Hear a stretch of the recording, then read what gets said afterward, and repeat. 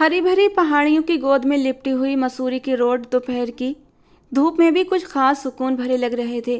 साक्षी लंबे खुले बाल, नीले रंग की जीन्स और सफ़ेद कॉटन शर्ट में अपने दोस्तों के साथ हंसती मुस्कुराती आगे बढ़ रही थी। उसके हाथ में मोबाइल था और कंधे पर स्लेटी रंग का बैग लटका हुआ था।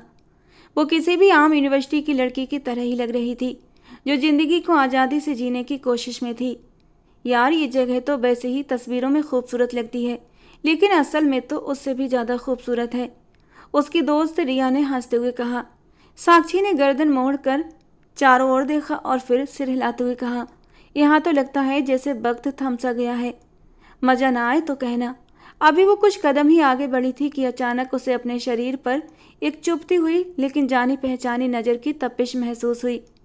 जैसे कोई उसे देख नहीं रहा, बल्कि आंखों के जरिए उसकी आत्मा तक में उतरने की कोशिश कर रहा हो। उसने पहले तो नज़रअंदाज किया, दोस्तों से बातें जारी रखी, लेकिन वो नज़र जैसे लगातार उसके पीछे पीछे चल रही थी। उसके कदम बगैर सोचे धीमे पड़े, हंसी रुक गई, बातें रुकीं और दिल की धड़कनें अजीब ढंग से लड़खड़ाने लगी थीं। उसने बेचैनी से चारों ओर देखा और कुछ पल उलझन में रही, और फिर जैसे किसी झटके से उसकी एक नज़र सड़क की दाईं ओर जा टिकी। वहाँ कुछ दूरी पर एक काली गाड़ी के पास खड़े एक व्यक्ति पर उसकी नज़र जाकर रुक गई। ऊंचा कद, गर्म ऊनी शॉल में लिपटा हुआ, रौबदार चेहरा और बर्फ़ जैसी ठंडी आंखें। वो उसके अंकल जी शंकर प्रताप चौहान थे। साथ में दो गार्ड भी खड़े थे। दोनों के हाथों में भी बड़ी बड़ी बंदूकें थीं। साक्षी की सांस तो जैसे सीने में अटक गई। उसका पूरा वजूद सुन्न हो गया, नजरें झुक गईं। कहने को शंकर प्रताप चौहान से साक्षी का कोई खून का रिश्ता नहीं था, लेकिन इसके बावजूद भी वे उसके सब कुछ थे। उसकी ज़िंदगी की बागडोर पूरी तरह शंकर प्रताप चौहान के हाथों में थी।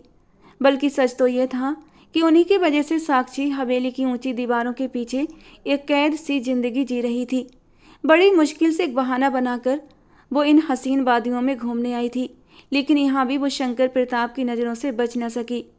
स्कूल और यूनिवर्सिटी की पढ़ाई शायद शंकर प्रताप चौहान ने सिर्फ अपने मरते हुए भाई रुद्र प्रताप चौहान से किया गया वादा निभाने के लिए जारी रखी थी, और साक्षी के लिए तो यही एकमात्र सुखद एहसास था कि वो पढ़ सकती है, यूनिवर्सिटी जाकर खुलकर सांस ले सकती है।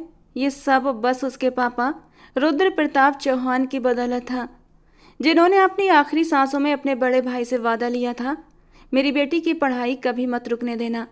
शंकर प्रताप चौहान ने वादा किया था, मैं इसे अपनी बेटी की तरह पालूंगा। अगर ये इस हवेली की संतान नहीं है तो क्या हुआ, ये इस हवेली की बेटी बनकर ही रहेगी। जब बड़ी हो जाएगी तो उसकी शादी भी मैं ही करूँगा। और फिर रुद्र प्रताप चौहान ने सावित्री जी और साक्षी का हाथ थामे हुए इस दुनिया को अलविदा कह दिया। रुद्र प्रताप और सावित्री जी की कोई औलाद नहीं हुई थी। सावित्री जी की एक मुंह बोली बहन थी, बलबीर कौर। जब बलबीर कौर के यहाँ जुड़वा बेटियां हुईं तो उन्होंने एक बच्ची अपनी सहमति और प्रेम से सावित्री जी को सौंप दी, लेकिन शंकर प्रताप चौहान ने इस पर जोरदार विरोध किया था। हमारी हवेली कोई अनाथालय नहीं है कि कोई भी आकर अपनी औलाद यहाँ छोड़ दे। इस हवेली में सिर्फ हमारे ख़ानदान का खून रह सकता है। सावित्री को अगर कोई औलाद नहीं हो रही तो तुम दूसरी शादी कर लो। लेकिन रुद्र प्रताप सावित्री से बहुत प्यार करते थे और दूसरी शादी के लिए राजी नहीं थे। रुद्र प्रताप ने भर्राए गले से जवाब दिया, भाई साहब, हमारी शादी को 8 साल हो चुके हैं। डॉक्टर साहब कह चुके हैं कि मुझे कभी संतान नहीं हो सकती। अब जब किस्मत ने हमें ये बच्ची दी है तो इसे छीनने का हक किसी को नहीं। रुद्र प्रताप और सावित्री जी दोनों उनके पैरों में गिर पड़े। आखिरकार शंकर प्रताप को झुकना पड़ा। वे अपने छोटे भाई की आंखों में आंसू नहीं देख सकते थे। उन्होंने शर्त रख दी, साक्षी को यहाँ रहने की इजाज़त है, लेकिन उसे सिर्फ तुम लोग पालोगे, इस खानदान का नाम या दर्जा नहीं दोगे। सावित्री और रुद्र प्रताप को और क्या चाहिए था। उन्हें उनकी नन्ही सी जान परी मिल गई थी और उनकी ज़िंदगी फिर से रोशन हो उठी थी। समय धीरे धीरे बीतता गया। साक्षी 15 साल की हो गई थी, मगर हवेली का घुटन भरा माहौल उसे कभी नहीं भाया। वो एक आज़ाद ख्याल लड़की थी, खुले आकाश में उड़ने वाली चिड़िया। हवेली की कोई भी लड़की आज तक कॉलेज या यूनिवर्सिटी नहीं गई थी। स्कूल के बाद सबकी पढ़ाई छुड़वा दी जाती थी, लेकिन साक्षी ने ठान लिया था वो आगे पढ़ेगी, कॉलेज भी और यूनिवर्सिटी भी। ये उसकी सबसे बड़ी जिद थी जो उसने अपने पापा रुद्र प्रताप के सामने रखी थी। लेकिन दुर्भाग्यवश रुद्र प्रताप बहुत ज़्यादा बीमार हो गए थे और जिंदगी ने उन्हें वक्त नहीं दिया। मरने से पहले उन्होंने अपने बड़े भाई से एक वादा लिया, साक्षी की पढ़ाई कभी रुकने मत देना, और वही वादा आज शंकर प्रताप चौहान निभा रहे थे। तभी तो साक्षी यूनिवर्सिटी जा रही थी, लेकिन आज जब उसने हवेली के उसूलों को तोड़कर कुछ ऐसा कर दिया जो परंपराओं के विरुद्ध था, तो शंकर प्रताप के भीतर का रक्षक नहीं बल्कि कठोर संरक्षक जाग उठा था। उनका लहू खौल उठा। घर से निकलते वक्त उसने बहाना किया था कि वो जयपुर मौसी के घर जा रही है, लेकिन असल में वो मसूरी अपने यूनिवर्सिटी के दोस्तों के साथ घूमने के लिए आई थी। चुपके से निकल आई थी। उनके परिवार में परंपराओं और मर्यादाओं का बहुत ही कड़ा पालन होता था और शंकर प्रताप उन परंपराओं के सख्त रखवाले थे और वो उन्हीं परंपराओं की बगावती। उसने तुरंत चेहरा मोड़ा जैसे खुद अपनी पहचान से बचना चाहती हो। एकदम कदम तेज हो गए थे। दिल में एक अजीब सी घबराहट होने लगी। दोस्तों को कुछ बताए बिना वो भीड़ में खो गई। वो इतनी तेजी से चली कि पीछे से रिया की आवाज़ भी उसे सुनाई नहीं दी। शंकर प्रताप चौहान ने ठंडी नज़रों से इधर उधर नज़र दौड़ाई। चेहरे पर कोई नरमी नहीं थी, बस एक सख्त आदेश था, ढूंढो उसे अभी के अभी। होटल पहुंचकर बात करता हूँ। सेवकों ने सिर हिलाया और अलग अलग दिशाओं में निकल गए। मॉल रोड पर जैसे एक हल्की सी तपिश फैल चुकी थी जो शरीर को झुलसाने लगी थी, जिसे सिर्फ वही महसूस कर सकते थे जिनका मामला दिल से नहीं बल्कि परिवार की इज्जत से जुड़ा होता है। रेस्टोरेंट की खिड़की से बाहर बारिश की हल्की बूंदें शीशे पर धुंध सी बना रही थीं। अंदर का माहौल आधा रोशनी और आधा साया लिए हुए था। कोने वाली टेबल पर एक गर्म पीले बल्ब की रोशनी में वो चुपचाप बैठी हुई थी। गुलाबी सर्दी उसके गालों को लाल किए हुए थी और भीतर की घुटन उसकी सांसों में उलझी हुई थी। मैं कहाँ फंस गई हूँ, वो धीरे से बड़बड़ाई। लहजे में डर, पछतावा और गुस्सा सब कुछ था। अंकल जी यहाँ क्या कर रहे हैं? उसने सर उठाकर इधर उधर देखा। रेस्टोरेंट में कुछ फैमिलीज, कुछ जोड़े और कुछ यूनिवर्सिटी के स्टूडेंट बैठे हुए थे। किसी को अंदाजा भी नहीं था कि वो किस मानसिक तनाव में डूबी हुई है। ये लोग मुझे जिंदा नहीं छोड़ेंगे, उसका दिल बार बार यही दोहरा रहा था। यहाँ तो इनके हाथ नहीं लगना, वरना पूरी यूनिवर्सिटी के सामने मेरी इज्जत मिट्टी में मिल जाएगी। सबको पता चल जाएगा कि मैं किस खानदान से हूँ। वो चुप हो गई। नजरें मेज पर टिक गईं और उंगलियां बेतहाशा चाय के कप के किनारे पर घूमती रहीं। कुछ पल वो यूं ही बैठी रही। दिमाग तो उलझता रहा और दिल घबराता रहा। फिर जैसे किसी ख्याल ने झकझोर दिया हो, वो झटके से सीधी हुई और बैग से मोबाइल निकाला। रिया को कॉल करना चाहा। उंगली अभी स्क्रीन पर ही थी कि अचानक उसके टेबल पर एक कुर्सी खींची और कोई सामने आकर बैठ गया। उसने सर उठाकर देखा, सामने अर्जुन बैठा था। उसका यूनिवर्सिटी फेलो, लंबा कद, नेवी ब्लू जैकेट, बालों में बेफिक्री से उंगलियां फिराने वाला अंदाज और वो खास कॉन्फिडेंस से भरी मुस्कान। यूनिवर्सिटी का हीरो, हर लड़की की नज़र का केंद्र, मगर एक वो थी जिसे उसके होने या ना होने से कोई फर्क नहीं पड़ता था। क्या हुआ स्वीटहार्ट? वो थोड़ा आगे झुककर बोला। आवाज़ में शरारत और चिंता का मिला जुला असर था। इतना परेशान चेहरा बनाकर यहाँ क्यों बैठी हो? सब मॉल रोड पर तुम्हें ढूंढ रहे हैं। साक्षी ने उसकी तरफ देखा, निगाहों में गुस्सा था। ये स्वीटहार्ट, आइंदा मत कहना, तुम्हारा मुंह तोड़ दूंगी। जाओ यहाँ से। अर्जुन कुछ पल चुप रहा, फिर मुस्कुराकर बोला, सब पता है मुझे। तुम यहाँ क्यों छुप कर बैठी हो? तुम्हारे अंकल जी हैं ना यहाँ पर? शंकर प्रताप। साक्षी की आंखें फैल गईं। चेहरे पर हैरानी और डर एक साथ उभर आया।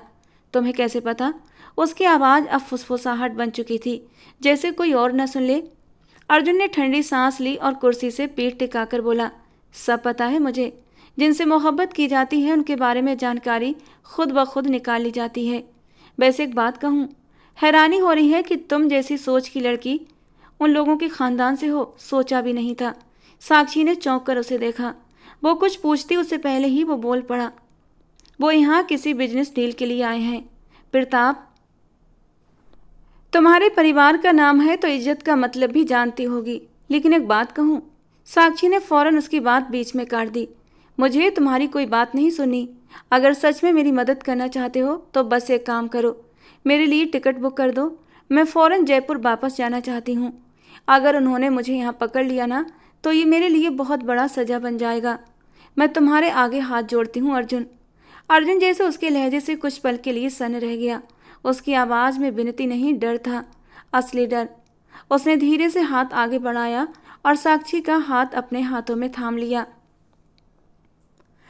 उसकी पकड़ मुलायम थी। मैं तुमसे बहुत प्यार करता हूँ साक्षी, वो धीमे मगर दृढ़ स्वर में बोला। इस यूनिवर्सिटी की सब लड़कियां मुझ पर मरती हैं, लेकिन मैं तुम पर मरता हूँ। एक बार, सिर्फ एक बार मेरे बारे में सोच कर तो देखो। साक्षी ने झटके से अपना हाथ उसकी पकड़ से निकाल लिया। आंखों में गुस्सा और आंसू दोनों कांप रहे थे। अर्जुन, तुम मेरी मदद कर रहे हो या अपनी बात बनवाना चाहते हो? अर्जुन ने उसकी आंखों में देखा और एक पल के लिए चुप हो गया। फिर धीरे से बोला, प्यार किया है तो अब साथ भी निभाऊंगा। करता हूँ कुछ, तुम बैठो यहीं पर। उसने मोबाइल निकाला और टेबल से उठकर थोड़ा दूर जाकर किसी से बात करने लगा। उसकी आवाज़ धीमी थी मगर अंदाज में गंभीरता थी, जैसे अब वो किसी और ही मूड में आ चुका हो। साक्षी वहीं बैठी रही, चेहरा दोनों हाथों में थामे, आंखें बंद किए, जैसे वक्त को रोकना चाहती हो। दिल में एक ही सवाल गूंज रहा था, क्या वो बच पाएगी? क्या ये मदद सच में मदद है या किसी और जंजीर की शुरुआत? बाहर बारिश तेज हो चुकी थी और अंदर का माहौल भीगी हुई परेशानियों से भरा हुआ था। वो सच में बहुत ज़्यादा तनाव में थी। उसे मालूम था हवेली में भी उसे माफ़ नहीं किया जाएगा। उसकी मौत तय थी क्योंकि शंकर प्रताप उसे देख चुके थे। दोनों की आंखों का टकराव हो चुका था। लेकिन अगर यहाँ वो पकड़ी गई तो मौत के साथ साथ जिल्लत भी तय थी, और उसे मौत मंजूर थी मगर जिल्लत नहीं। जितनी इज्जत उसकी यूनिवर्सिटी में थी उतनी शायद कहीं नहीं थी, और वो अपनी इज्जत यहाँ गंवाना नहीं चाहती थी। इसीलिए आज एक ऐसे इंसान से मदद लेने के लिए तैयार हो गई थी जिसे देखना भी वो अपनी बेइज्जती समझती थी। उसने तुरंत ही सारे इंतजाम कर लिए थे। टिकट बुक हो चुके थे और यूनिवर्सिटी के ट्रिप ऑर्गेनाइजर को भी सूचित कर दिया गया था कि उन्हें वक्त से पहले वापस जाना पड़ रहा है। और इस तरह वो अर्जुन के साथ उन खूबसूरत वादियों से निकल आई थी, ये सोचे समझे बिना कि आगे क्या अंजाम होने वाला था। प्लेन की खिड़की से बाहर नीला आसमान और बादलों की रुई जैसी परतें किसी ख्वाब की तरह लग रही थीं। जमीन से हजारों फीट ऊपर उड़ता हुआ प्लेन अंदर एक अलग ही दुनिया जैसा था। सीट नंबर 23A पर साक्षी खिड़की के पास बैठी थी और उसके साथ वाली सीट पर अर्जुन थोड़ा झुककर मुस्कुराते हुए उसे लगातार देख रहा था। साक्षी ने चेहरा थोड़ा सा उसकी ओर घुमाया, आंखों में सीधा देखते हुए हल्की नफरत और नाराजगी से कहा, तुम वापस क्यों जा रहे हो? तुमसे कहा था कि सिर्फ मेरी ही टिकट बुक करवाना, और तुम अपनी भी करवा लाए। दिमाग ठीक है तुम्हारा? अर्जुन ने कंधे उचका दिए। अंदाज बिल्कुल संजीदा और बोलने का अंदाज बिल्कुल सादा सा था। तुम्हें इस हाल में अकेले जाने नहीं दे सकता था। जिस हालत में तुम थी मुझे लगा ये सही नहीं होगा, इसीलिए मैंने सोचा मैं भी वापसी की राह ले लूं। और वैसे भी यहाँ कुछ खास मज़ा नहीं आ रहा था। उसने थोड़ा ठहर कर नरमी से कहा, खैर परेशान मत हो, एयरपोर्ट पर तुम्हें टैक्सी पिक कर लेगी। सीधे अपनी मौसी के घर चली जाना। बाकी जो तुम्हारे दिल में आए वो कर लेना। मैंने जो तुमसे वादा किया था वो पूरा कर दिया है। उसकी बात पर साक्षी ने नाक चढ़ाकर उसे देखा था। आंखों में गुस्सा और बेबसी भी थी। तुम बेवजह मेरी वजह से अपना पूरा ट्रिप बर्बाद कर रहे हो अर्जुन। तुम्हें क्या ज़रूरत थी मेरे साथ आने की? अभी भी वक्त है, लौट जाओ। तुम्हारे दोस्त तुम्हारा खूब मजाक उड़ाएंगे। अर्जुन हल्का सा हंसा, मगर इस बार हंसी में दर्द छुपा हुआ था। जिसके लिए मैं इस ट्रिप पर आया था, जब वहीं यहाँ से चली गई तो मैं यहाँ रहकर क्या करूँगा? और रही इन दोस्तों की बात, इनकी वजह से तो मैं कभी आया ही नहीं, और किसी में हिम्मत नहीं कि अर्जुन सिंह का मजाक उड़ा सके। साक्षी ने नजरें झुका लीं और कुछ पल बाद बहुत ही धीरे से बोली, तुम्हारी ये कोशिशें अर्जुन बेकार जाएंगी, क्योंकि मैं तुम्हें कभी नहीं मिलने वाली। इसीलिए अपने आप को संभाल लो। जिस परिवार से मैं संबंध रखती हूँ वहाँ इन सब चीज़ों को बहुत बुरा समझा जाता है। कभी कभी सोचती हूँ काश मैं अपनी असली माँ के पास होती तो मुझे ये बंदिशें न झेलना पड़ती। भले गरीबी झेल लेती, लेकिन आज़ाद ज़िंदगी गुजार रही होती। लेकिन जब अपनी मम्मी का प्यार देखती हूँ तो इन सारी बातों को भुला देती हूँ। उन्हें नहीं छोड़ सकती, क्योंकि वो मेरी वजह से ही सांस ले रही हैं। मुझे देखकर उन्हें जीने की एक उम्मीद मिलती है। मैं अपनी मर्जी से कपड़े तक नहीं पहन सकती अर्जुन, फिर अपना जीवन साथी कैसे चुन सकती हूँ? इसीलिए खुद को अभी से संभाल लो। क्योंकि जब वक्त आएगा और तुम्हें ठोकर मिलेगी, तब सिवाय जिल्लत और दर्द के तुम्हारे नसीब में कुछ भी नहीं आएगा। इसीलिए मैं चाहती हूँ कि तुम अभी से सुधर जाओ। अर्जुन ने गंभीरता से उसके चेहरे को देखा। उसकी आवाज़ धीमी थी। तुम्हें हासिल कौन करना चाहता है साक्षी? हम तो बस आपका साथ चाहते हैं। अगर आपका साथ मिल गया तो समझो जिंदगी मिल गई। हासिल कोई भी कर ले, क्या फ़र्क पड़ता है? साक्षी ने अब गुस्से से रुख मोड़ लिया था, जैसे उसकी बात ने फिर से दोनों के बीच एक दीवार खड़ी कर दी हो। उसकी बातें उसे बिल्कुल भी समझ नहीं आ रही थीं। न जाने क्या क्या बोलता जा रहा था, और बेवजह लड़कियां उसके पीछे पागल होती रहती थीं। उसे तो बस एक जहरीला इंसान लगता था ये, जो इस वक्त जहरीले सांप की तरह उसके सिर पर सवार था। अर्जुन थोड़ा आगे झुका और फिर अचानक जोर से हंस पड़ा। आवाज़ में वही पुराना बेफिक्री वाला अंदाज वापस आ गया था। तुम तो बिल्कुल वैसे ही निकली जैसा सोचा था। पत्थर दिल मगर बेहद खूबसूरत। साक्षी ने दांत पीसे और खिड़की से बाहर देखने लगी, दिल में हजार सवाल और उलझने लिए। प्लेन बादलों के बीच से गुजर रहा था, जैसे हर तरफ एक खामोश कहानी बिखरी हो, और उन दोनों के बीच भी एक ऐसी ही कहानी थी जिसे शब्दों में पूरा होना शायद कभी नसीब ना हो।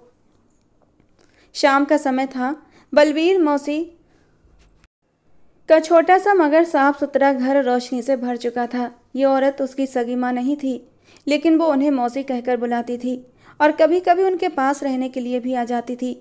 लिविंग रूम में सोफे पर साक्षी बैठी थी। चेहरे पर थकावट और आंखों में डर की झलक अब भी बाकी थी। मौसी उसके पास बैठी, हाथ में चाय का कप लिए। साक्षी, वहाँ कैसे ये सब कुछ अचानक हो गया? मौसी जी ने पूछा तो वो नरमी से बोली, मॉल रोड पर अचानक अंकल सामने आ गए थे। उनके साथ उनके गार्ड्स भी मौजूद थे। अगर मैं भीड़ में न छिप जाती तो वहीं पकड़ लेते। वो अब तेजी से बोल रही थी, जैसे हर बात एक ही सांस में सुना देना चाहती हो। फिर मैंने अर्जुन की मदद से टिकट लिया और सीधे यहाँ आ गई। अब सोच रही हूँ दोपहर वाली ट्रेन से वापस गांव चली जाऊँ, क्योंकि अगर मेरे पहुँचने से पहले अंकल जी वहाँ पहुँच गए तो मेरी मौत तो पक्की है। बलवीर कौर ने उसके सिर पर हाथ फेरा। बस बेटा, तुम अब सुरक्षित हो। यहाँ तुम्हें कोई नुकसान नहीं पहुँचा सकता। लेकिन ये उनकी भूल थी, क्योंकि जो गलती वो कर चुकी थी उसके बाद उसके नसीब में सिर्फ तकलीफ ही बची थी। कुछ ही पल गुजरे थे जब अचानक दरवाजे की घंटी बजी। एक हल्की सी गूंज पूरे घर में फैल गई। साक्षी का रंग एकदम फीका पड़ गया। दिल जैसे धड़कना भूल गया। आंखें दरवाजे की ओर जम गईं। न जाने क्यों उसे किसी अनहोनी का एहसास हुआ था। मैं देखती हूँ, तुम फिक्र मत करो। वो उसे तसल्ली देती हुई दरवाजे की ओर बढ़ी, इस बात से अनजान कि कुछ ही पलों में उनके घर में क्या तूफान आने वाला है। दरवाज़ा खुला और बलवीर मौसी के सामने एक जवान, रौबदार और गुस्से वाली पर्सनालिटी का मर्द खड़ा था। ऊंचा कद, चौड़ी छाती, गेहुआ रंग, सफ़ेद शर्ट, नेवी ब्लू पैंट और आंखों में घमंड और गुस्से की झलक। वो कोई और नहीं बलराज प्रताप था, शंकर प्रताप का बड़ा बेटा। प्रणाम मौसी जी, वो धीमी मगर असरदार आवाज़ में बोला। प्रणाम बलराज, तुम और यहाँ? उनका लहजा हैरानी से भरा था। बलराज अंदर आया और तेज कदमों से लिविंग रूम में दाखिल हुआ। सामने ही साक्षी खड़ी थी, काले सूट में, आंखों में हैरानी होंठ सिले हुए और चेहरे पर डर की साफ झलक। बलराज प्रताप का चेहरा एकदम तन गया। मौसी प्लीज एक गिलास पानी ले आइए, उसने बलवीर कौर को वहाँ से भेज दिया। फिर वो तेजी से आगे बढ़ा। साक्षी कुछ बोलने ही वाली थी कि अचानक एक जोरदार थप्पड़ उसके गाल पर पड़ा। आवाज़ इतनी तेज थी कि कमरे में सन्नाटा छा गया। वो झटके से नीचे गिर गई। जमीन पर हाथ रखकर खुद को संभालने की कोशिश की, मगर आंखों में आंसू भर आए थे। क्या समझती हो खुद को? बलराज प्रताप का लहजा ज्वालामुखी जैसा था। अपनी मनमानी करोगी? हमारे परिवार में रहकर ये बेहुदा कपड़े पहनकर घूमोगी और हमें पता नहीं चलेगा? तुम्हारा भी इंतजाम कर दिया है, और उस औरत का भी जो हमेशा तुम्हारी ढाल बनती रहती है। साक्षी ने थोड़ी हिम्मत से नजरें उठाई, मगर होंठ अब भी सिले हुए थे। तुम्हारी ये अकड़ मैं हवेली ले जाकर निकालूंगा। जिस तरह हमारे खानदान की इज्जत को मिट्टी में मिलाया है ना, एक एक बात का हिसाब लूंगा। वो दांत भींच कर बोला। खड़ी हो जाओ, अभी के अभी मेरे साथ चलो। साक्षी कुछ कहना चाहती थी, मगर आवाज़ गले में अटक गई थी। हाथ कांप रहे थे, दिल धड़कने की बजाय कांप रहा था। बलराज ने साक्षी का बाजू कसकर पकड़ा और उसे जबरदस्ती घसीटते हुए बाहर ले आया। दरवाज़ा खोला और फिर धड़ाम से बंद कर दिया, और अंदर सिर्फ खामोशी रह गई थी। और बलबीर कौर की आंखों में एक बेबसी जिसे शब्द बयान नहीं कर सकते थे। कुछ पलों तक वो यूं ही दरवाजे को देखती रहीं, फिर अपनी आंखें पोंछती हुई सीधे अपने कमरे की ओर बढ़ गईं। अब उनका इरादा अपनी मुंह बोली बहन को ये बताने का था कि हमारी बेटी के साथ यहाँ क्या तमाशा हो चुका है और आने वाला समय उसके लिए कितना मुश्किल साबित होने वाला है। गाड़ी शहर के शोर से बाहर निकल चुकी थी और अब तंग घाटियों से गुजरती कच्चे रास्तों पर झटके खाती गांव की ओर बढ़ रही थी। दोनों ओर फैले खेत, दूर तक पसरी खामोशी और बादलों से ढके आसमान इस दृश्य को और भी गंभीर और बेरहम बना रहे थे। गाड़ी के अंदर एक घुटन सी छाई हुई थी, खामोशी जिसमें सिर्फ इंजन की आवाज़ और साक्षी की सिसकियां गूंज रही थीं। वो कांपते हुए स्वर में बोली, बलराज, मैं मानती हूँ मुझसे गलती हुई है, लेकिन इसका ये मतलब नहीं कि तुम मुझ पर हाथ उठाओ। तुमने हाथ उठाकर बहुत बड़ी गलती की है। मैं तुम्हारी शिकायत करूँगी। कौन होते हो तुम मुझे मारने वाले? बलराज ने उस पर एक ठंडी नज़र डाली और होंठों को भींचते हुए बोला, खबरदार जो वहाँ जाकर किसी भी तरह की बदतमीजी या नाटक करने की कोशिश की, तुम्हारा मुंह तोड़ कर रख दूंगा। अभी तो सिर्फ एक थप्पड़ मारा है, अगर ज़्यादा बकवास की तो इतने थप्पड़ बरसाऊंगा कि अपनी शक्ल पहचान नहीं पाओगी। उसकी बात सुनकर साक्षी बोल पड़ी, तुम कुछ नहीं कर सकते और मैं ऐसा कुछ नहीं होने दूंगी। घूमने गई थी, कोई गुनाह नहीं किया मैंने। बलराज ने तंज भरी मुस्कान के साथ सिर झटका। रस्सी जल गई लेकिन बल नहीं गए। तुम्हारा दिमाग तो अब जाकर सीधा करूंगा। क्या सोच रखा था?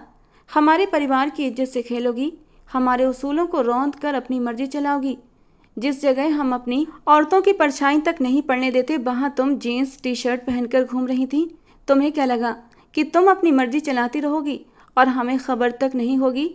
साक्षी, तुम हमारा खून नहीं हो, लेकिन हमारे ख़ानदान से तुम्हारी पहचान होती है, और अगर तुम्हें यही सब कुछ करना है तो हवेली से सारे रिश्ते नाते ख़त्म करके अपनी असल जगह पर चली जाओ। तुम्हें कोई कुछ नहीं कहेगा। और साक्षी से शक्कर रह गई थी। वो चली भी जाती अगर सावित्री जी से उसका इतना दिली लगाव न होता। वो तो उसके बिना मर ही जाती। क्या परिवार की इज्जत सिर्फ औरत के कपड़ों से जुड़ी होती है? बलराज की मुट्ठियाँ कस गईं, लेकिन वो चुप रहा। वो आगे बोली, मॉल रोड कौन सी गंदी जगह है? वहाँ तो हर जगह की औरतें आती हैं, सलवार सूट पहनने वाली, जीन्स पहनने वाली, माँ बहनें सब। तुमने ऐसा क्यों कहा जैसे मैंने कोई जुर्म कर दिया हो? और अगले ही पल उसने अपनी टोन बदली थी। लेकिन बलराज, मैं अपनी गलती मान रही हूँ, माफ़ी भी मांग रही हूँ। प्लीज़ मेरी मदद करो। वहाँ जाकर मेरे साथ कुछ मत करना और अपने पापा से भी मुझे बचा लो। आज मैं तुमसे विनती कर रही हूँ। और बलराज का चेहरा एकदम गुस्से से लाल हो चुका था। तुम्हारी मदद, अब तो तुम्हारी मदद सिर्फ भगवान ही करेगा, क्योंकि पापा ने तुम्हारे बारे में जो फैसला लिया है ना, वो तुम्हें हवेली पहुंचते ही पता चल जाएगा। उसकी आवाज़ में ऐसी ठंडक और सख्ती थी कि साक्षी का दिल कांप उठा। उसने तुरंत अपना चेहरा दोनों हाथों में छुपा लिया और फिर फूट फूट कर रोने लगी। आंसू काबू से बाहर थे, गालों से बहते जा रहे थे, सांसें धौंकने की तरह चल रही थीं। गाड़ी अब भी तेजी से चल रही थी और गांव का रास्ता अब साफ दिखाई देने लगा था। हर गुजरता पल साक्षी के लिए एक नई कैद की दीवार बन रहा था। उसे ऐसा लग रहा था कि हर मोड़ उसकी ज़िंदगी की एक और आज़ादी छीन रहा है, और वो बस बाहर खिड़की से उन आसमान को देख सकती थी जिस पर बादल छाए हुए थे और रोशनी कहीं गुम थी। एक लंबी दूरी तय करके वे हवेली पहुंच गए। ये रास्ता साक्षी के लिए कांटों भरा था, जिसे उसने बहुत ही पीड़ा के साथ पार किया था। गाड़ी एक झटके से हवेली के पुराने खामोश और गंभीर पोर्च में रुकी। सूरज ढलने को था, चारों ओर खामोशी थी और फिजा में वही पुराना बोझ जो सदियों से हवेली में दफन था।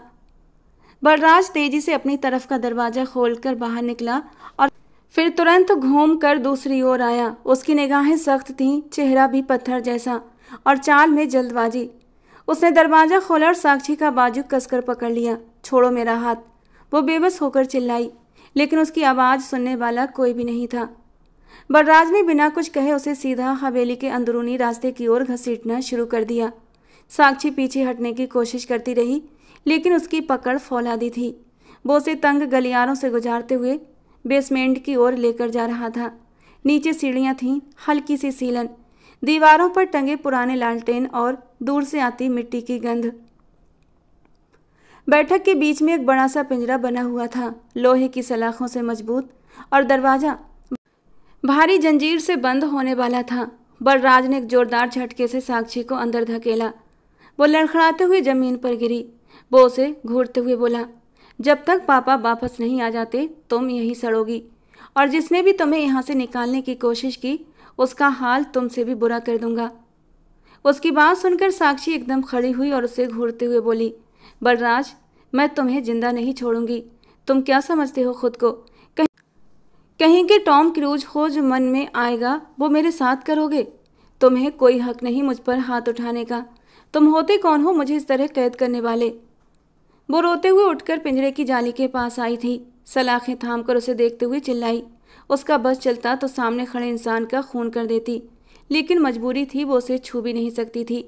बलराज, खोलो ये दरवाज़ा। मैं अंकल जी से बात करूंगी, वो मुझे माफ़ कर देंगे।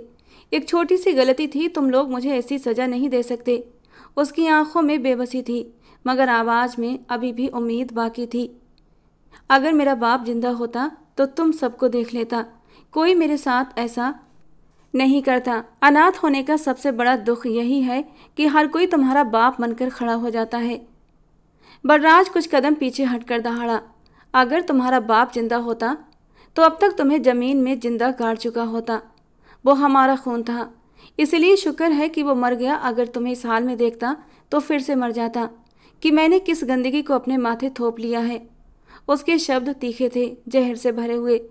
और रही बात पापा से बात करने की, वो हल्के से हंसा और जहर घोलते लहजे में बोला, पापा ने ही ये हुक्म दिया है कि तुम्हें इस पिंजरे में बंद कर दिया जाए ताकि तुम्हारा दिमाग ठीक हो जाए और तुम्हें याद रहे कि हमारे ख़ानदान की औरतें परंपरा के खिलाफ कदम नहीं उठाती, और जो उठाती हैं उनका हाल तुम्हारे जैसा ही होता है। अभी तो तुम्हें बस यहाँ बंद किया गया है। शुक्र मनाओ, पापा अभी तक मसूरी में हैं। अगर वो यहाँ होते तो अब तक तुम्हारा सिर। वो पलटा ही था कि एक पल के लिए रुका, ठंडी आवाज़ में बोला, और एक बात और, अगर किसी भी तरह की आवाज़ या चीख पुकार की कोशिश की तो याद रखना, इस पिंजरे में शेर भी आ सकते हैं। तो बेहतर है कि एकदम चुपचाप होकर बैठ जाओ। और तुम अच्छे से जानती हो कि जो मैं कहता हूँ वो करके ही दम लेता हूँ, इसलिए बेहतर होगा अपने आप को समझा लो कि यहाँ किसी भी तरह की उल्टी सीधी हरकत या बकवास तुम्हें कहाँ तक पहुँचा सकती है। साक्षी पीछे हटी, सलाखों से हाथ हटाए और दीवार से लग कर बैठ गई। आंखों में आंसू थे, दिल कांप रहा था और शरीर सुन्न हो रहा था। वो चुप हो गई थी, एकदम गहरी, डरी हुई, खामोश। कुछ पल वो वहीं खड़ा उसे घूरता रहा और फिर पांव पटकता हुआ वहां से चला गया। साक्षी ने अपना सिर अपने हाथों में गिरा लिया और फिर फूट फूट कर रोने लगी। क्यों क्यों आप मुझे इन जालिमों में छोड़कर मर गए पापा? आप थे तो मुझे यह हवेली कैद खाना नहीं लगती थी, लेकिन आपके जाते ही ये मेरे लिए जेल से कम नहीं है। प्लीज़ लौट आइए, प्लीज़ हेल्प मी। ये लोग मुझे नहीं छोड़ेंगे। अगर मुझे जरा भी अंदाज़ा होता कि मेरा जाना मेरे लिए इतना बड़ा तूफान खड़ा कर देगा तो मैं कभी भी नहीं जाती। पापा प्लीज़ मेरी मदद कीजिए, कहीं से भी आ जाइए। उसका सांस घुटने लगा था, जान जैसे हलक में अटकी हुई थी। लेकिन ये दरवाज़ा अब तब तक नहीं खुल सकता था जब तक कि शंकर प्रताप का हुक्म न हो। बेसमेंट की अंधेरी सीलन भरी फिजा में नमी की बदबू, खामोशी और सलाखों की ठंडक एक अजीब सी बहशत पैदा कर रही थी। पिंजरे में कैद साक्षी दीवार से टेक लगाए सिर घुटनों में दिए बैठी थी। आंखें सूजी हुई थीं और सांसें बेतरतीब। अचानक ही कदमों की आहट सुनाई दी। उसने सिर उठाया तो सामने वो चेहरा था जिसका दीदार दिल को सुकून दे सकता था। सावित्री जी, उसकी माँ। मम्मी। वो झट से उठकर जाली के पास आई थी, सलाखों को दोनों हाथों से थाम कर आंखों में बेपनाह उम्मीद लिए तकलीफ से बोली, मम्मी मुझे यहाँ से निकालिए, मेरा दम घुट रहा है। कुछ कीजिए ना, बात कीजिए किसी से। उसकी आवाज़ भर्रा गई थी। सावित्री जी सन्न खड़ी थीं, आंखों में आंसू, चेहरे पर सन्नाटा। धीरे धीरे आगे बढ़ीं और सलाखों के करीब आकर बेटी को देखा। मेरी बच्ची, ये क्या कर दिया तुमने? क्यों गई थी वहाँ? मैंने तुम्हें मना किया था ना। और साक्षी फूट फूट कर रोने लगी। मम्मी गलती हो गई, बहुत बड़ी गलती। मैं बस यूनिवर्सिटी के दोस्तों के साथ चली गई थी, सोचा घूम फिर लूँगी। वो और कुछ कहती इससे पहले ही सावित्री जी बोल पड़ी। तुमने कहा था कि तुम सिर्फ मौसी के पास जाओगी, यही वादा किया था ना तुमने? फिर ये क्या ड्रामा था? इस खानदान के उसूल तुम्हें पता है ना, फिर क्यों? कितनी मुश्किल से मैंने तुम्हारे अंकल से इजाज़त ली थी और तुमने मेरी बात भी ख़राब कर दी। क्या करूं साक्षी तुम्हारा? उन्हें आखिर पता कैसे चला? कुछ पल वो चुप रही और फिर रोते हुए बोली, मम्मी, अंकल जी ने देख लिया था मुझे, वो मॉल रोड पर ही थे। मैंने छुपने की कोशिश की, लेकिन उनकी नज़रों से बच नहीं पाई। वो बेचैनी से बोलती जा रही थी। जैसे ही मौसी के घर पहुंची, बलराज पीछे पीछे आ गया और मुझे ज़बरदस्ती यहाँ ले आया। मम्मी प्लीज़, वो लोग मुझे नहीं छोड़ेंगे। साक्षी ने कांपते हाथों से सलाखें पकड़ ली थीं और सावित्री जी का चेहरा एकदम से सख्त हो गया, मगर आंखों में माँ का दर्द साफ दिख रहा था। मना किया था ना, बार बार कहा था संभल कर चलना, किसी के भरोसे मत रहना। सुनती कब हो तो मेरी? साक्षी ने दोनों हाथों से माँ के पैर पकड़ने की कोशिश की। मम्मी, आपकी कसम, मैं बहुत डर गई हूँ। बस एक बार मुझे यहाँ से निकाल लो, कुछ भी कर लो। सावित्री जी ने अपने आंसू पोंछे और धीरे से उसके हाथों को सहलाया। बस अब रो मत, मैं हूं ना तुम्हारी माँ, देखती हूँ क्या करना है। तुम अपना ध्यान रखो, मैं आती हूँ बस कुछ देर में। वो धीरे से पीछे हटी और बिना पीछे देखे तेज तेज कदमों से अंदर की ओर बढ़ गई। पीछे साक्षी वहीं जमीन पर बैठ गई, घुटनों में सिर देकर सिसकने लगी। बेसमेंट की सर्द फिजा में उसकी सिसकियां देर तक गूंजती रहीं और सलाखें पहले से ज़्यादा बेरहम लगने लगी थीं। हवेली की रात आम रातों जैसी नहीं थी। लॉन्ज की फिजा में एक अजीब सी कशमकश थी। हर चेहरा संजीदा, हर निगाह सख्त और हर कदम संभला हुआ। छत के बीचों बीच लटकता फानूस पीली रोशनी फैला रहा था, जिसमें सबके चेहरों की सख्ती और आंखों की चमक और भी ज़्यादा उभर कर सामने आ रही थी। शंकर प्रताप, हवेली के मुखिया, ऊंची कुर्सी पर बैठे हुए थे। उनके दाएं बलराज प्रताप खामोश, रौबदार और सख्त चेहरा लिए खड़ा था। आसपास बाकी घरवाले भी मौजूद थे, मगर माहौल का सिर्फ एक ही केंद्र था, साक्षी। साक्षी अपनी माँ के पहलू में छुपी खड़ी थी, चेहरा सूजा हुआ, आंखें लाल और पूरा वजूद कांपता हुआ। सावित्री जी की आंखें भी नम थीं, मगर वो चुप थीं, जैसे कुछ कहने का हक छीन लिया गया हो। शंकर प्रताप ने सीधी नज़र उस पर डालकर एक गरजदार आवाज़ में कहा, क्या समझती हो खुद को? तुम्हें इसलिए इजाज़त दी थी हमने पढ़ाई करने की, ताकि तुम हमारी इज्जत को मिट्टी में मिला दो। साक्षी ने धीरे से नज़रें झुका लीं, लेकिन दिल जोर जोर से धड़कने लगा। वो धीरे से बोली, अंकल जी प्लीज़ मुझे माफ़ कर दीजिए, मुझसे बहुत बड़ी गलती हो गई। मैं वादा करती हूँ दोबारा ऐसा नहीं होगा। उसका लहजा कांपता हुआ, सांसें भारी और शब्द रुक रुक कर निकल रहे थे। शंकर प्रताप ने दोनों हाथों से अपनी छड़ी पर जोर दिया और बुलंद आवाज़ में बोले, किस बात के लिए माफ़ करूँ तुम्हें? वो बेहुदा कपड़े पहनने के लिए, बाल खोलकर आवारा बनकर गलियों में घूमने के लिए, या बिना इजाज़त लड़कों के साथ मॉल रोड जाकर ख़ानदान की इज्जत मिट्टी में मिलाने के लिए? किस किस गलती की माफ़ी दूँ तुम्हारे लिए? तुम्हारा बाप अगर जिंदा होता तो उसी वक्त तुमसे हर रिश्ता ख़त्म कर देता। साक्षी का रंग फीका पड़ गया, उसकी टांगें जवाब दे गईं और वो धीरे से ज़मीन पर बैठ गई, दोनों हाथ जोड़कर रोते हुए बोली, मैंने ये सब कुछ सोचे बिना कदम उठाया था। बस दिल कर रहा था घूमने का, मम्मी से भी छुपाया। गलती हो गई, बहुत बड़ी गलती, लेकिन मैं अपनी गलती पर शर्मिंदा हूँ। अब दोबारा ऐसी कोई कोताही नहीं करूँगी। शंकर प्रताप ने गंभीरता से उसे देखा, उनके चेहरे पर कोई नरमी नहीं आई। तो फिर बेहतर होगा कि तुम्हारे घूमने का परमानेंट इंतजाम कर दिया जाए। ये सुनते ही कमरे में पूरी खामोशी छा गई। सबने चौंक कर उनकी ओर देखा। बलराज ने एक पल के लिए अपने पिता की ओर देखा, जैसे कुछ समझना चाहता हो। सावित्री जी ने बेख्तियार अपनी बेटी को खुद से लगा लिया, जबकि साक्षी की सिसकियां और भी तेज हो गईं। शंकर प्रताप जी ने अपनी गहरी मजबूत आवाज़ में ऐलान कर दिया, हमने फैसला लिया है, इस शुक्रवार को इसका विवाह होगा। अब बेहतर है कि इसका पति इसकी लगामें खुद संभाले। ये सुनते ही सावित्री जी का चेहरा एकदम जर्द पड़ गया।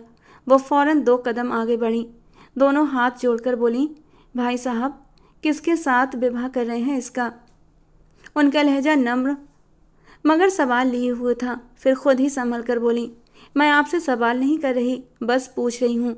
आप मुझसे ज़्यादा हक रखते हैं इस पर, क्योंकि इस हवेली में सिर्फ आपकी वजह से है ये। इसीलिए आपसे बस इतनी सी उम्मीद है कि इसके साथ कुछ गलत ना हो। वो माँ थी, किसी भी तरह अपनी औलाद को तकलीफ में नहीं देख सकती थी, इसीलिए बात को जोड़ तोड़ कर बोली थी ताकि उन्हें बुरा न लगे और ना ही वो उनके जज्बात ना समझें। शंकर प्रताप ने उनकी ओर देखा। उनके चेहरे पर नरमी तो नहीं मगर सच्चाई की चमक जरूर थी। सावित्री, तुम हमारी बहन हो। उस दिन जब हमारा भाई हमें छोड़कर गया था तब हमने तुम्हारे सिर पर हाथ रखकर यही कहा था कि तुम हमारी बहन हो और ये बच्ची हमारी बेटी जैसी होगी। वो एक पल को रुके, फिर धीमे मगर फैसला सुनाने वाले लहजे में बोले, उसी रिश्ते की लाज रखते हुए कह रहा हूँ, फिक्र मत करो, हम तुम्हारी बेटी के साथ कुछ भी गलत नहीं करेंगे, लेकिन उसे सुधारना जरूरी है। सावित्री जी की आंखें भर आईं मगर वो खामोश रहीं। शंकर प्रताप ने दोबारा सबकी ओर देखा और फिर बुलंद आवाज में कहा, मैंने फैसला कर लिया है, इसका विवाह बलराज से होगा। ये सुनते ही एक पल को सबकी सांसें रुक गईं। साक्षी ने झटके से सिर उठाया। आंखों में गहरी हैरानी थी और बलराज जो अब तक खामोशी से खड़ा था पहली बार चौंका। उसके चेहरे पर हैरत की एक लहर दौड़ गई मगर वो चुप रहा, ना हाँ न इनकार, सिर्फ खामोशी। शंकर प्रताप ने अपनी नजरें सब ओर दौड़ाईं और चेतावनी भरे लहजे में बोले, और अगर किसी को इस फैसले पर ऐतराज है तो वो अपना ऐतराज अपने पास रखे।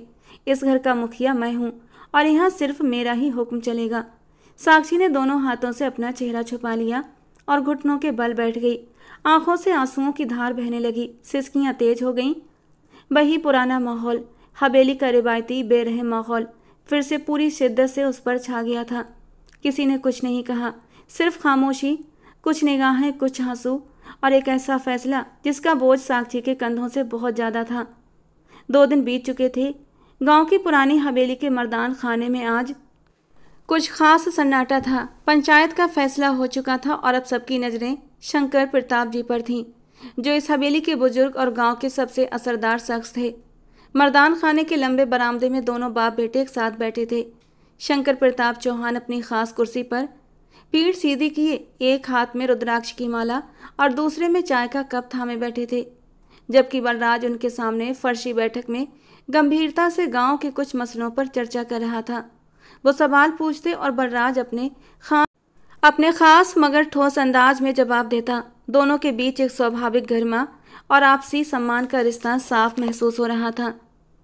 कुछ पल बाद शंकर प्रताप ने माला रखी और अपने बेटे की ओर गौर से देखा। बलराज, वो नरमी से बोले, मैं जानता हूँ मेरा फैसला तुम्हारे लिए चौंकाने वाला होगा। बलराज ने नजरें उठाकर उनकी ओर देखा और खामोशी से सुनता रहा, लेकिन मैं मजबूर था बेटा। साक्षी मेरे भाई रुद्र प्रताप चौहान की अमानत है, जो मरने से पहले वो मेरे हवाले करके गया था कि मैं उसकी जिम्मेदारी उठाऊं। तुम अच्छे से जानते हो कि मैंने हमेशा उसकी गलतियों को नज़रअंदाज किया, सिर्फ इसलिए कि मैं समझता था रुद्र कहीं ना कहीं मेरी नरमी देखकर खुश होगा। उनके लहजे में एक अजीब सी यकीन और आंखों में यादों की नमी थी। मालूम है, रुद्र बहुत जिद्दी था, बहुत गुस्से वाला, और अगर आज जिंदा होता तो शायद मुझसे नाराज हो जाता। लेकिन मैं दिल से जानता हूँ, अगर मैं उसकी बेटी के साथ कुछ बुरा करूँगा तो वो मुझे कभी माफ़ नहीं करेगा। वो एक पल को रुके, फिर बोले, साक्षी जैसी है सबके सामने है।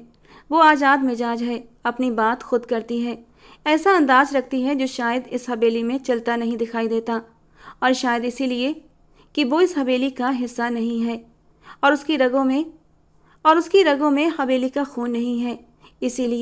इसीलिए वो यहाँ के उसूलों से बगावत कर जाती है।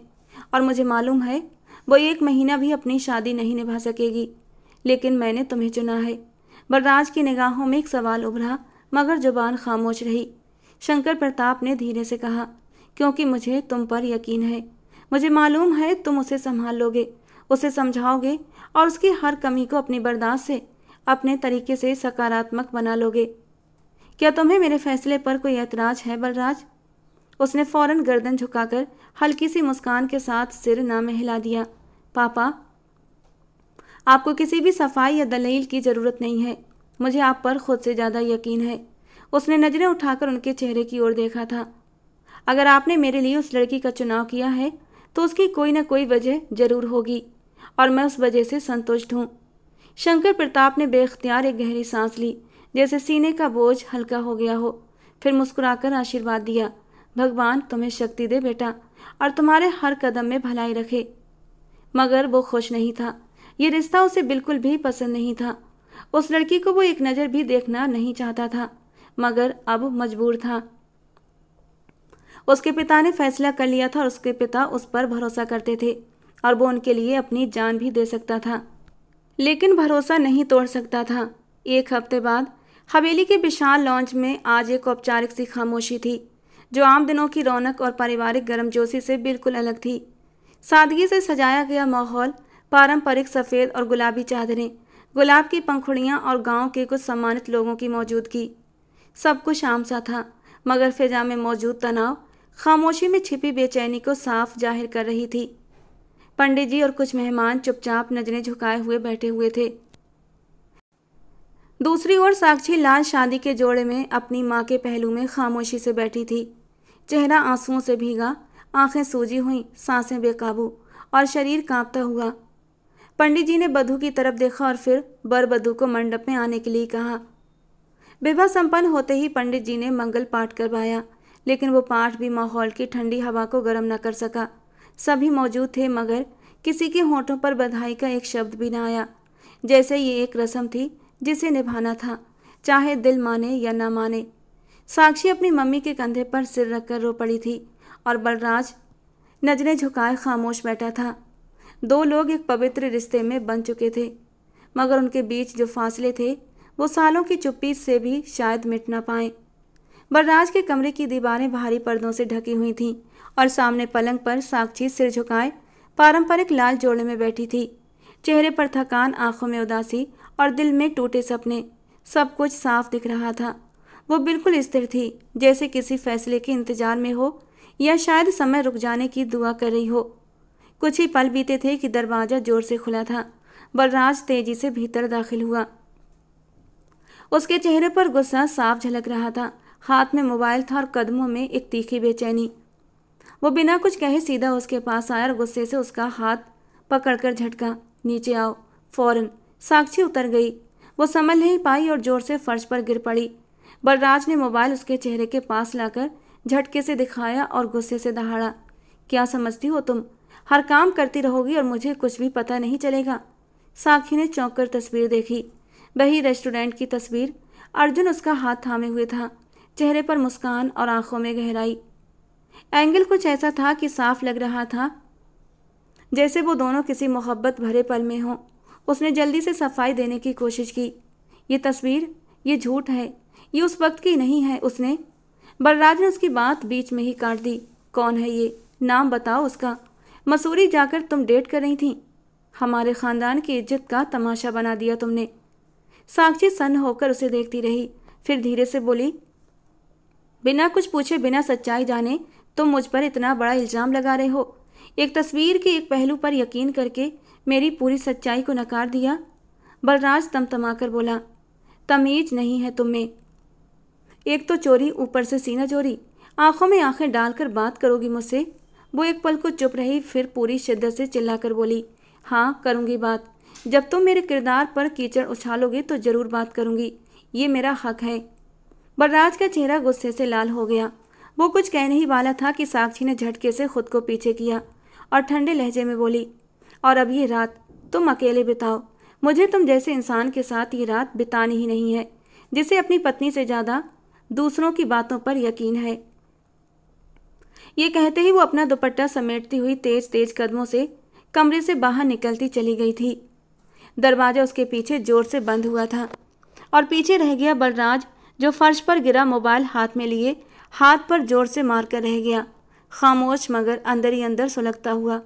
ये वो पहली रात थी जिसने दोनों के बीच एक और दीवार खड़ी कर दी थी, और इस दीवार ने उसे एक और मजबूत फैसला लेने पर मजबूर कर दिया था।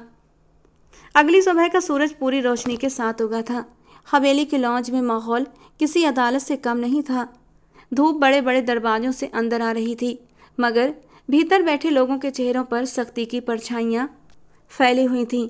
शंकर प्रताप चौहान हमेशा की तरह अपनी विशेष कुर्सी पर बैठे थे। सावित्री जी खामोशी से उनके बराबर मौजूद थीं। सावित्री जी कोने में बैठी थीं और उनके साथ साक्षी सिर झुकाए चुपचाप बैठी थी। कमरे की फिजा में तनाव महसूस हो रहा था।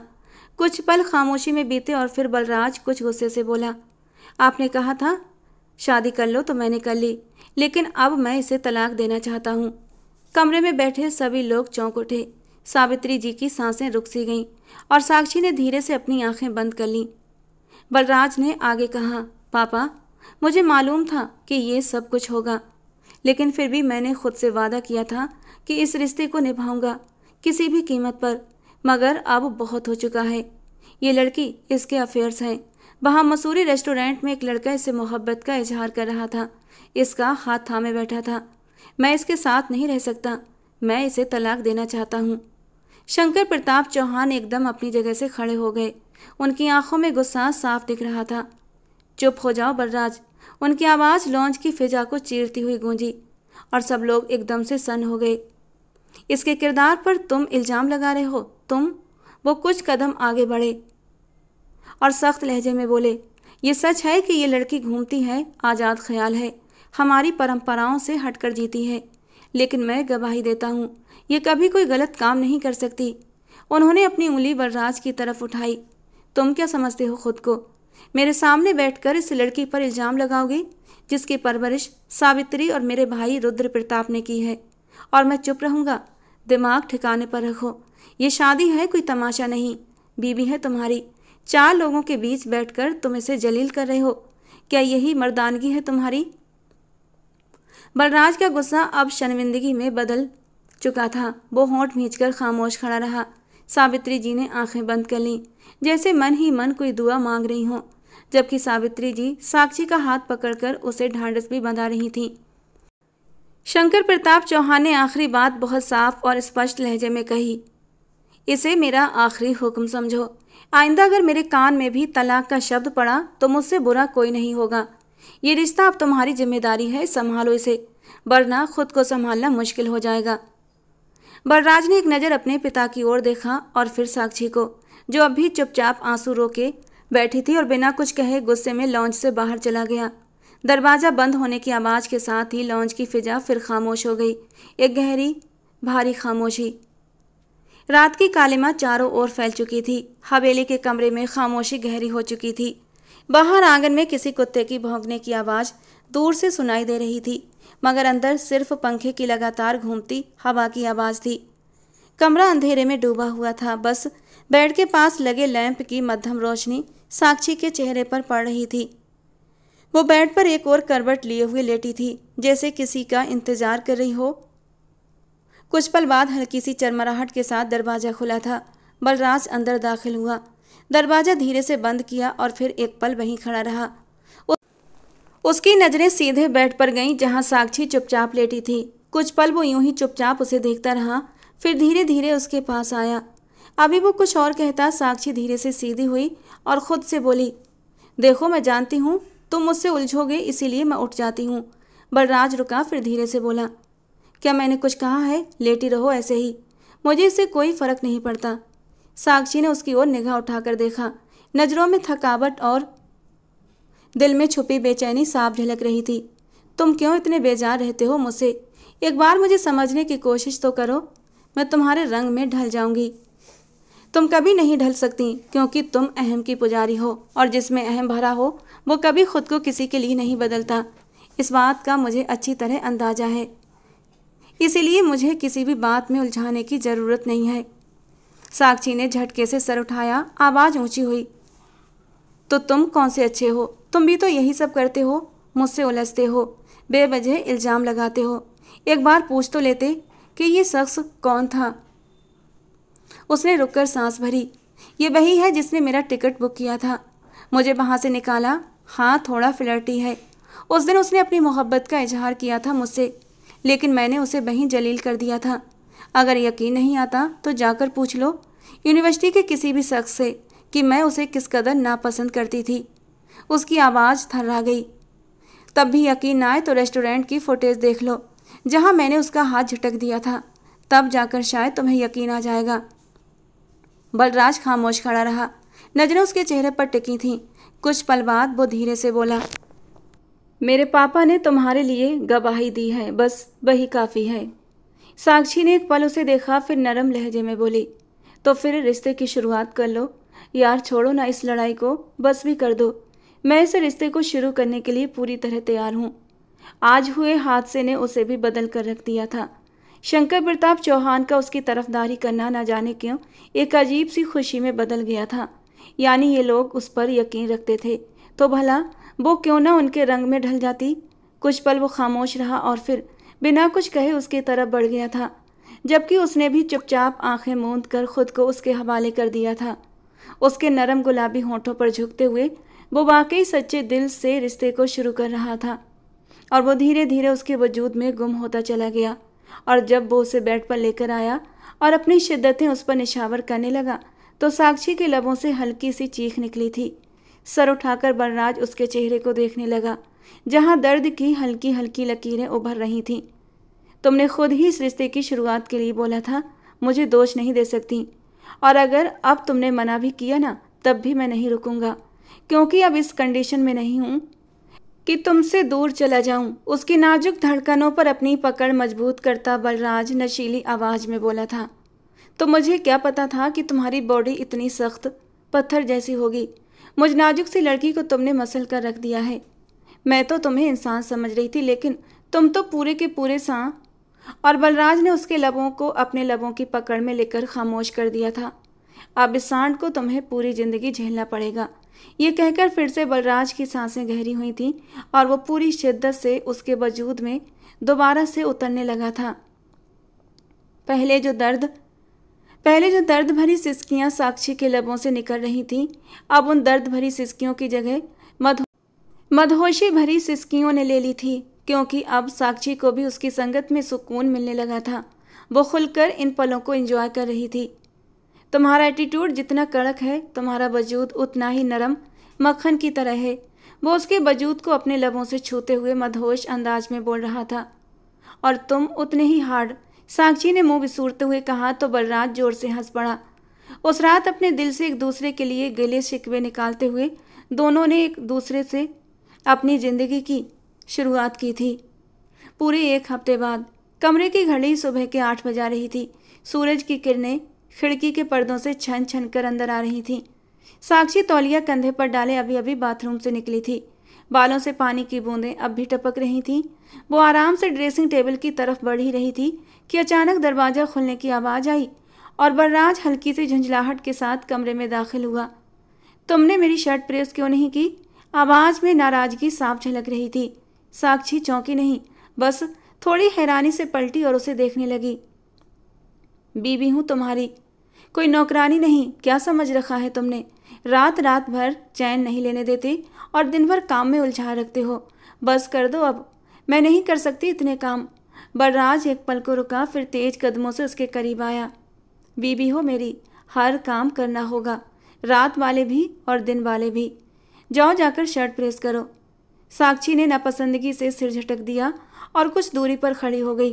कहा ना, नौकरानी नहीं हूँ मैं, कोई काम नहीं कर रही, अब जा रही हूँ आराम करने।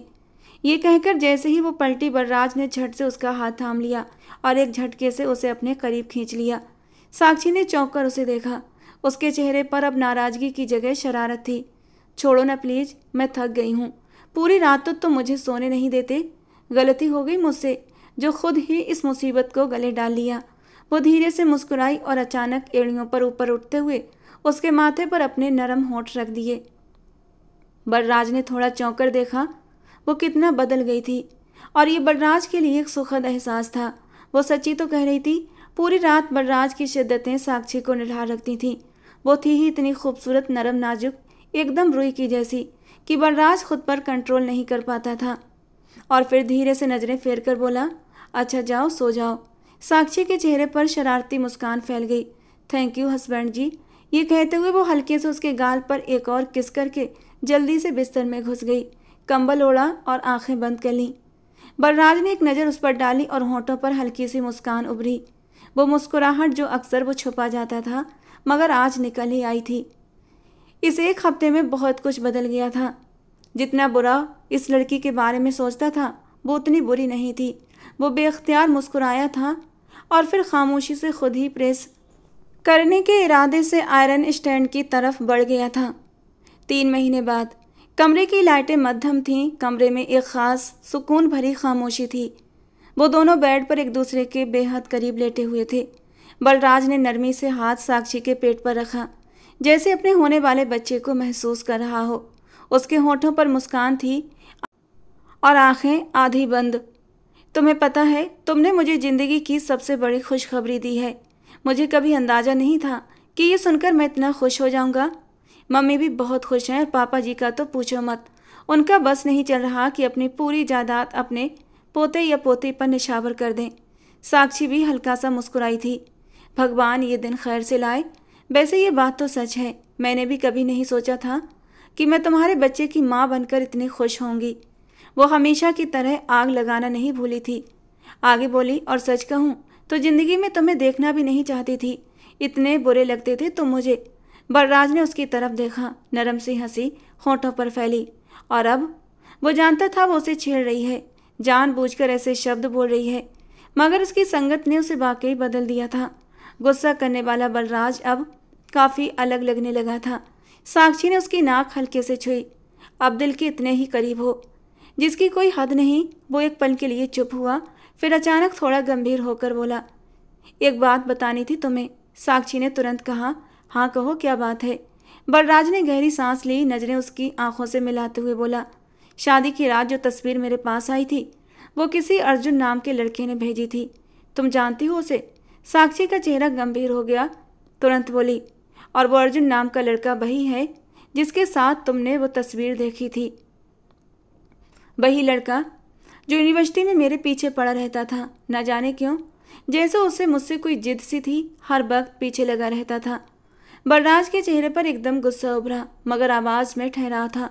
बस हुक्म करो तुम, दिमाग ठीक करवा देता हूँ उसका। साक्षी ने उसका हाथ थामा और नरमी से बोली, नहीं रहने दो, वो बस फ्लर्टी है, इससे ज़्यादा कुछ नहीं। तुमसे वादा करती हूँ मेरी ज़िंदगी में अब सिर्फ तुम हो और ये नन्ही सी जान। बलराज ने उसके हाथ पर अपने होंठ रखे। बस यही काफ़ी है मेरे लिए। कमरे में एक बार फिर खामोशी छा गई। दोनों एक दूसरे के वजूद को महसूस करते हुए लेटे थे। जिस घर के बड़े अच्छे हों उस घर के छोटे खुद ब खुद अच्छे हो जाते हैं। अगर उस रोज़ शंकर प्रताप चौहान उस तस्वीर को देखकर भड़क जाते तो कभी भी आज वो दोनों एक दूसरे की आगोश में सुकून न ले पा रहे होते। 9 महीने बाद हॉस्पिटल की रोशनियों में मध्यम सा सुकून फैला हुआ था। वक्त जैसे थम गया था। बलराज कॉरिडोर की बेंच पर बैठा अपनी उंगलियों को एक दूसरे में उलझाए बार बार दरवाजे की ओर देख रहा था। साक्षी उसके साथ बैठी थी, हॉस्पिटल का गाउन पहने, थकी थकी सांसें लेते हुए। उसके चेहरे पर घबराहट भी थी और सुकून भी। बलराज ने गहरी सांस ली और उसकी ओर देखा। साक्षी, मुझे नहीं पता ये बात कैसे कहूँ, कैसे तुम्हें समझाऊँ, लेकिन आज तुम मेरे लिए अपनी जान दांव पर लगा रही हो, जिंदगी और मौत के बीच जा रही हो, और मैं यहाँ कुछ भी नहीं कर पा रहा। मैं शब्दों में नहीं बता सकता कि मैं अंदर से कैसे टूट रहा हूँ। साक्षी ने थके हुए लहजे में कहा, परेशान मत हो, कुछ नहीं होगा, भगवान अच्छा ही करेंगे। बलराज ने धीरे से उसका हाथ थामा, उसे अपने सीने से लगाया। मुझे ज़्यादा इजहार करना नहीं आता, लेकिन जानती हो बचपन से ही तुम्हारी फिक्र थी मुझे, इसीलिए तुम्हारी हर छोटी छोटी बात पर गुस्सा आता था, हर हरकत पर नज़र रखता था। अंकल जी को तुम्हारी शिकायत लगाता, लेकिन मकसद सिर्फ तुम्हें सेफ रखना था। चाचू के बाद मैं और पापा ही थे जो तुम्हारे रक्षक बने। साक्षी ने उसकी आंखों में देखते हुए नरमी से कहा, जानती हूँ, और तभी तो आज दिल इतना सुकून में है। टेंशन मत लो, मैं ठीक हो जाऊंगी।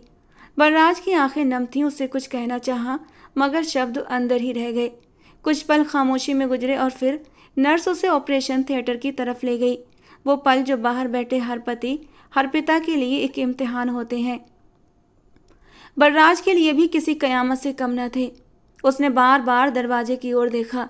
हर गुजरते मिनट के साथ दिल की धड़कन तेज होती जा रही थी और लगभग 1 घंटे बाद ऑपरेशन थिएटर का दरवाज़ा खुला। डॉक्टर बाहर आई।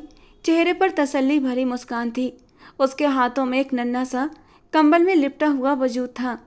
बधाई हो, बेटा हुआ है और माँ भी बिल्कुल ठीक है।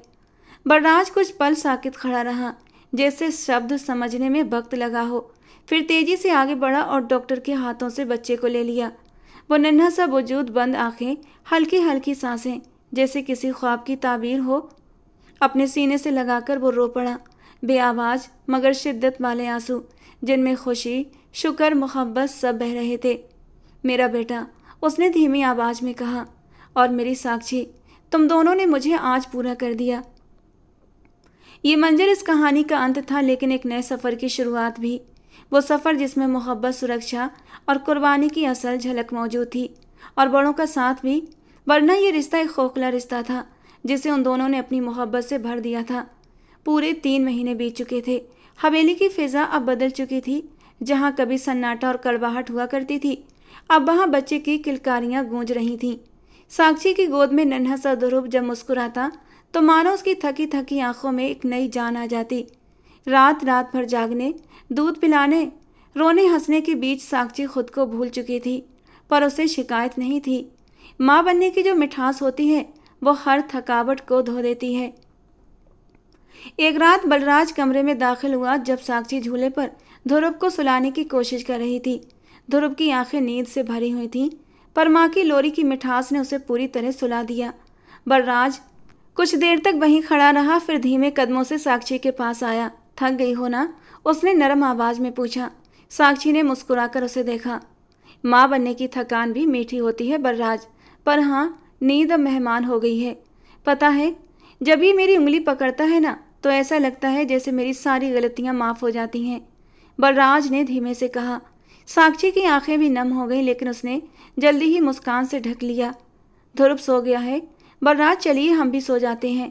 ताकि थकी थकी से उबासी लेते हुए साक्षी बेड पर लेटी थी, लेकिन बलराज का मूड आज कुछ रोमांटिक हो रहा था। पूरे 3 महीने हो चुके थे और वो अपनी जान के करीब नहीं गया था, और आज उसका मन बहक रहा था। एक झटके से उसने साक्षी को कमर से पकड़कर अपने करीब किया था। ध्रुव के चक्कर में तुम सब कुछ भूल गई हो साक्षी।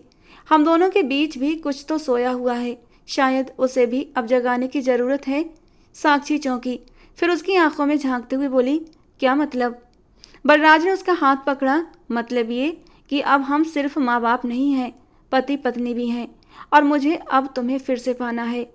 आई नीड यू साक्षी, वैसे ही जैसे तुम मेरी दुल्हन बनकर इस रूम में पहली बार आई थी। कमरे में हल्की रोशनी थी।